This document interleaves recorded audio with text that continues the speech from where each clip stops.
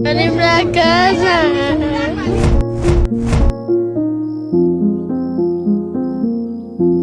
Minha mãe trabalha em 2 serviços e não consegue cuidar da gente direito. Por isso que a gente rouba.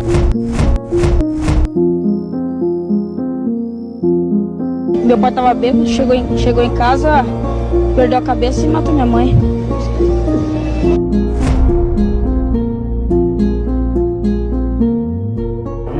Minha infância, complicado. Minha infância, vamos lá. Eu nunca tive um pai. Nunca tive um pai que pode me dar um carinho, uma atenção, ensinar as adversidades aí da vida, do mundo, o que é certo, o que é errado. Eu não sei o que é ter um pai. O sentimento que eu tinha é o sentimento de, vamos se dizer, abandono, né? Um sentimento triste. A gente estando na escola, vê os filhos com os pais, todos os dias do pais. Eu não tive esse privilégio, mas diante dessa dor, desse sofrimento, eu tive uma mãe guerreira, que ela foi minha mãe e meu pai junto. E minha mãe foi criando a gente sozinha, então a gente sofreu muito. Eu e meus irmãos sofremos demais, por conta da ausência de um pai. Fiz muitas coisas que não devia, acabei conhecendo a bebida, acabei conhecendo as drogas, acabei conhecendo a prostituição. Foi um tempo muito difícil para mim, muito difícil, porque eu fiz a minha mãe sofrer muito. Minha mãe sofreu demais por conta dessas atitudes que eu tive. Entrei no tráfico, fui assaltante. Por quê? Porque não tinha um pai para cuidar, não tinha um pai para ensinar. Um certo tempo da minha vida eu fui preso. Fiquei 3 anos preso, saí pra rua. Conheci a Jaqueline, que é a minha esposa hoje em dia, mãe dos meus filhos. E mesmo assim ainda não parei de fazer as coisas erradas. Voltei de novo pra cadeia, porque eu não sabia o que fazer da vida. Até que mataram meu irmão, aí as coisas piorou. Minha mãe e ela foi sofrendo. Por quê? Porque eu não tive a paternidade de um pai. Eu não tive conforto nenhum. Pra falar a verdade, eu vi as crianças, na minha época de infância, eu via as crianças ganhar tudo dos pais e eu não ter nada. Aquilo ia machucando, aquilo ia me entristecendo muito. Eu me relacionei com um rapaz, enfim, né? Tive 3 filhos dele, 2 meninas, o Gabriel, e enfim, não deu certo. Fiquei 3 anos e meio com ele, ele resolveu me abandonar. E passei por muita necessidade. Tive que voltar para casa da minha mãe, com 3 crianças pequenas. O Gabriel, ele estava assim, ele já tinha ganhado ele, mas o pai não conheceu, não quis conhecer. E tive que voltar para casa da minha mãe. Voltar para casa da minha mãe, eu fiquei 6 anos morando com ela. E graças a Deus que ela me colheu, né? Eu, jovem, eu tinha mais ou menos 20 anos de idade, com 3 crianças pequenas. Eu olhava para minhas crianças e, Senhor, e agora? O que vai ser de mim? Eu não vigiei. Fica até para as jovens que muitas das vezes quer um relacionamento, quer assim, casar, mas ela tem que primeiramente conhecer. Ela tem que primeiramente se dedicar e pedir para o Senhor quem é a pessoa que ela vai casar. Porque nós olhamos por fora. Deus, ele olha por profundo, ele olha por dentro e por fora, interior e exterior. Ele conhece todas as coisas. Muitas vezes o jovem apresenta ser uma coisa, no fim é outra bem diferente. Você só vai conhecer a pessoa quando você está com ela. As meninas falavam, mãe, cadê meu pai? Eu ficava sem resposta. Porque como que eu iria explicar para uma criança o que ele fez? A minha infância ela foi muito difícil, porque eu cresci num lar onde só tinha mulheres. E a figura de um pai, a figura paterna, ela é muito importante na vida de um homem, na formação. Eu fui apelidado por parte da minha família que não é cristã de cabra sem futuro. e assemelhavam muito a minha aparência com a do meu pai. Então, ao longo do tempo, isso foi me gerando um ódio muito grande, porque eu sabia o que ele havia feito com a minha mãe. A minha mãe, ela foi apelidada na rua como sacoleira, porque ela vinha com sacolas de doações nos braços para trazer mantimento para casa. Quantas vezes eu vi minha mãe indo para um canto chorar porque não tinha leite para dar para mim e para minhas irmãs? Era muito difícil. E desde que eu era pequeno, Deus me deu um dom, que é o dom da autoanálise. Com 3 anos eu já sabia o que estava acontecendo à minha volta. Era muito difícil. Eu lembro um dia que não tinha nada dentro de casa. Nada. E nós morávamos num cômodo, era um sótão. Nem banheiro tinha. A gente fazia as nossas necessidades num penico. E eu lembro que ele estava aos pés da minha mãe, só tinha um saco de feijão podre em casa, com muitos bichinhos. Eu lembro como se fosse hoje, eu tinha acho que 3 anos, né, mãe? Mas eu dei esse dom, eu lembro como se fosse hoje. E eu nas pernas da minha mãe, e eu vi ela chorando, e ela disse assim: Senhor, eu não tenho nada para dar para esses meninos. E ela pegou aquele saco de feijão podre, levantou o pau e falou: Senhor, esse é o melhor feijão que eu vou fazer na minha vida, o Senhor vai tocar nesse feijão. E vai ser o melhor feijão que eu vou fazer na minha vida. E eu digo para vocês que eu nunca comi um feijão como eu comi naquele dia.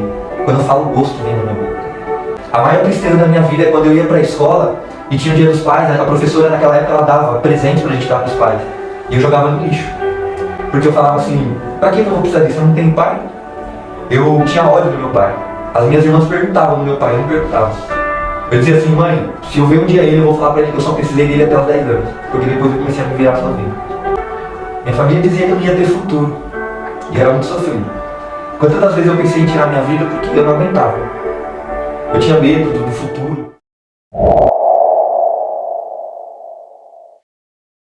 Hoje em dia eu sou pai. Hoje em dia eu tenho 3 filhos. Tenho uma filha de 11 anos, uma filha de 15 e meu filho Guilherme de 17 anos. Hoje eu dou todo o carinho, todo o amor, toda a atenção para eles. Hoje eu sei o que é criar um filho. Aprendi o que é ser pai, mas aprendi no mundo, sofrendo muito. E graças a Deus, Deus ele tem me dado força, tem me dado graça. E hoje eu estou aqui falando para todos vocês: pais, não desistam. Dê o melhor de vocês para os seus filhos. Não deixe seus filhos aí no mundo abandonado, fazendo o que não presta. Não deixe seus filhos aí no mundo querendo conhecer a prostituição, querendo conhecer a droga. Hoje eu sou liberto das drogas, da bebida, da prostituição. Vocês crianças, adolescentes, até jovens que não têm pai, que não teve a paternidade de um pai, saiba que o Pai Todo-Poderoso, Ele está na vida de vocês. Ele vai cuidar de vocês. Ele não vai deixar que vocês caiam na tentação. Só que para isso vocês precisam ser fortes. Vocês precisam perseverar. Precisam deixar que Cristo Jesus derrame o Espírito Santo de verdade na vida de vocês. Que vocês vão ter a vitória de vocês. Não pense que só porque vocês não têm um pai, que vocês não vão vencer. Vocês podem vencer. Eu sou espelho disso. Eu venci e estou vencendo. Vocês podem ter a certeza absoluta que Deus está na vida de cada um. Deus vai cuidar de vocês e vai dar a sabedoria e o entendimento para vocês poderem seguir em frente e não tropeçar e não deixar que este mundo aí fora venha vencer o interior de vocês. Uma vez eu falei com a minha mãe é missionária, e ela falou: fica firme, só apenas fica firme, confia no Senhor, entrega o teu caminho na mão do Senhor, entrega os seus filhos, e o Senhor vai entrar com providência, o Senhor vai fazer o querer dele lá na sua vida e na vida dos seus filhos. E foi a partir de então que a gente começou a fazer a obra do Senhor. E a gente fazendo a obra do Senhor enviava alimentos. E eles, com o tempo, foi crescendo. O Senhor foi enviando roupa, enviando alimento, e foi passando um tempo. E depois de 6 anos, eu estava com a minha mãe ainda, e eu estava pedindo para o Senhor, né, um varão que me apoiasse, que me ajudasse, porque até então eu fiquei com muita trauma, sabe, de tanto sofrimento. E eu falei para o Senhor: Senhor, entra com providência na minha vida, entra com providência na vida dessas crianças. Que o Senhor venha colocar um homem que ele venha me apoiar, venha me amar, mas sim também os meus filhos. E o Senhor entrou com uma providência depois de 6 anos. Eu ali firme, fazendo a obra do Senhor. E o Gabriel era saudável. Com 15 dias eu tive que voltar pro Gabriel, no hospital. Gabriel tinha 3 enfermidades.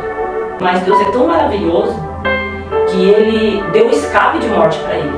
A Bíblia fala que a oração do justo faz muitos efeitos. E ali eu orava ao Senhor e pedi oração para todo mundo, para o Senhor curar ele, para o Senhor entrar numa providência. Chegou e pegou assim, Deus me mandou aqui orar pela vida do Gabriel. E desde então, desde esse dia, o Senhor, Ele é fiel e Ele curou. E a partir desse dia, o Senhor colocou as mãos de uma tal maneira que eu senti a cura na vida do Gabriel. Assim como Deus cuidou de mim, o Senhor é fiel para cuidar delas também. Porque eu não sou melhor do que ninguém. Basta tão somente a gente confiar no Senhor. Entregar o nosso caminho e deixar Ele fazer a obra em nossas vidas. Porque quem faz a obra não é o homem da terra, é Deus. Mas Deus encontrou a minha vida. Eu não digo que eu encontrei, mas Ele me encontrou. Porque quando eu aceitei como único Filho de Salvador, Ele me fez enxergar quem é meu Pai de verdade. Hoje, para a glória de Deus, eu sou uma pessoa casada.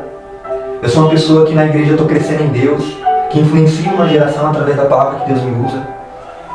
E Deus tem feito grandes coisas, mas não foi fácil. Hoje, graças a Deus, eu liberei o perdão com meu pai. E às vezes, quando a gente está numa circunstância, é difícil ter fé ou ver além daquilo que a gente está vivendo. Dou muito ênfase ao caso de Jó. Jó chega num nível de sofrimento tão grande que ele para de vivenciar a fidelidade em Deus e começa a questionar. E talvez você, jovem, que foi desamparado pelo seu pai, pela sua mãe, você está vivendo esse contexto e dizendo assim, que valor eu tenho? Porque se até os meus pais, que juraram amor aos seus filhos, fizeram isso comigo, o que é o restante no mundo para mim? O que é a vida? Aí eu lembro daquilo que Deus disse a Isaías.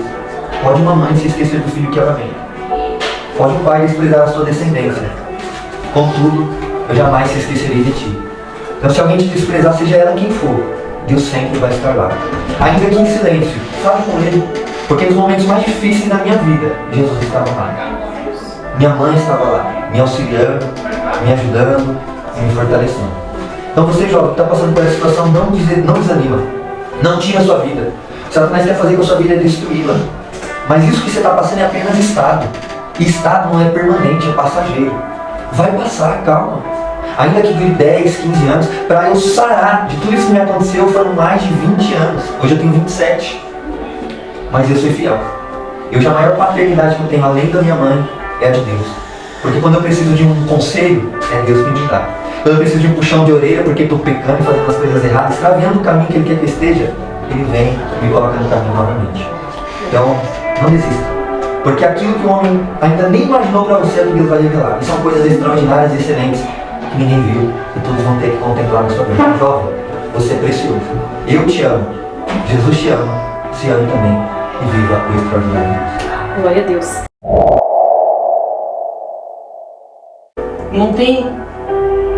Eu não vejo uma forma correta, um jeito de eu realmente me expressar com tanta gratidão que sinto dentro de mim, dentro do meu coração. Meu pai, desde quando eu era pequeno, sempre fui muito grudado com ele, sempre fui muito apegado com meu pai. Meu pai sempre cuidou muito bem de mim, sempre foi o meu espelho, sempre tive meu pai como espelho. Toda vez quando eu estava mal, quem estava ali para me aconselhar, quem estava ali para me ajudar era meu pai. Sempre quando eu me sentia desprezado, quando eu me sentia a pior pessoa do mundo, quem estava ali para me ajudar era meu pai. Meu pai me ensinou grandes coisas. Hoje vejo o testemunho dele, vejo o que ele passou e levo isso como exemplo do que eu devo ou não devo fazer. Assim como um amor que eu também tenho por Deus e eu também não sei expressar, eu também sinto isso pelo meu pai. Sinto isso pelo meu pai, pela minha família. E é algo que eu sempre tive no meu coração, é retribuir da melhor forma. Eu aprendi a lutar, eu aprendi a ir atrás por ter o meu pai do meu lado, por ter esse grande homem comigo. Você definiu uma palavra só. Guerreiro. Glória a Deus. Deus abençoe a vida de vocês. Obrigada pelo tempo. Então minha mãe foi para mim o maior exemplo de pai. E eu estava conversando com ela um dia, ela me disse algo que marcou a minha vida e que eu trouxe como princípio. Um dia ela olhou para mim e disse assim: Gabriel, não seja como seu pai não, filho. Respeite as mulheres. Respeite elas, valorize. com a mulher que entrar na sua vida. Isso eu trouxe com tanta ênfase na minha vida que quando eu cresci e houve-se a época de pegação, todo mundo pegava, tem que pegar na escola e tal, ficar com uma, ficar com outra. As pessoas chegavam pra mim e perguntavam, mas por que você não fica com ninguém? E eu lembrava do que minha mãe me disse. Isso foi um princípio para preservar a minha vida. Tanto que eu casei com uma mulher, me relacionei com ela, estou com ela até hoje, e creio que vou permanecer com ela, ou até a morte nos separar, ou até Cristo vir nos buscar. Mas não é fácil. E hoje, mais do que nunca, na minha vida, o homem que eu sou, eu digo com toda certeza, é graças à minha mãe. E nas minhas orações eu faço me preservar a minha mãe. Porque o que ela fez por mim, outra pessoa não faria. Eu não sou fruto de um aborto. Quantas jovens hoje abortam seus filhos? A paternidade para um homem ela é essencial. Tudo que eu aprendi errado na rua. Sobre relacionamento, sobre como ser um homem. Mas Deus me preservou por causa dela. Porque quando eu estava na rua aprendendo coisa errada, ela estava de joelho. Talvez se minha mãe levantar o vestido dela, que é a saia, você vai ver manchas no joelho dela. E ela orando pela minha vida. Com 12 anos eu me desviei. Quando eu voltei para casa da minha mãe, eu estava em depressão. Sabe quem me aceitou? A minha mãe. Minha família, onde eu morava, me expulsaram de lá. Disseram que a minha profissão seria catador de excremento na rua. Eu ia catar excremento de cachorro. Ninguém dava nada pra mim. Mas ela acreditou. Hoje eu dou aula, sou um professor, prego, sou um homem do lar, trabalhador. Mas a minha referência, ela tem nome. E é Valéria Cabelo da Silva. Eu louvo a Deus. Ele venha permanecer firme e forte no caminho do Senhor, porque se Deus fez na vida dele até hoje, nós fazemos muito mais. Em nome de Jesus. Eu acho que a maior palavra que eu poderia dar para minha mãe é gratidão.